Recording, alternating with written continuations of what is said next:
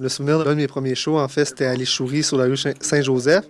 C'était le 5 avril en 2004, le lendemain de David Bowie. Je me souviens parce que j'avais écrit le nom de ma compagnie sur la grande affiche qui avait servi la veille pour lui dans sa loge. À l'époque, j'étais très jeune, donc je faisais payer le monde dehors. Ça m'a marqué, en fait. Et un point culminant est arrivé récemment. En fait, c'est ça, la semaine dernière, j'organisais plusieurs spectacles, dont 3 spectacles de l'Ard à l'Impérial, une tournée avec de Cheap Dog, 2 spectacles de Plan Smasher à l'Anti. Puis ça m'a comme mis en... je me suis comme rendu compte que ça faisait 15 ans que j'organisais des spectacles à Québec, puis que c'est ça, c'était bien plaisant. Il y a 2-3 ans, j'ai eu à organiser l'after show des Backstreet Boys à l'Hôtel Québec. Sinon, dernièrement, j'ai organisé aussi une partie de soccer avec des membres des Foo Fighters à leur demande. Puis, quand Arcade Fire sont venus sur les plaines, leur équipe m'avait appelé pour que je les divertisse la journée avant leur montage sur les plaines.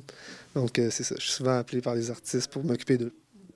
Et tout un peu aussi commencé avec ta cousine Pascal Picard. Oui, absolument. Ben, à l'époque, je me suis mis à organiser ses spectacles, à vendre ses gilets.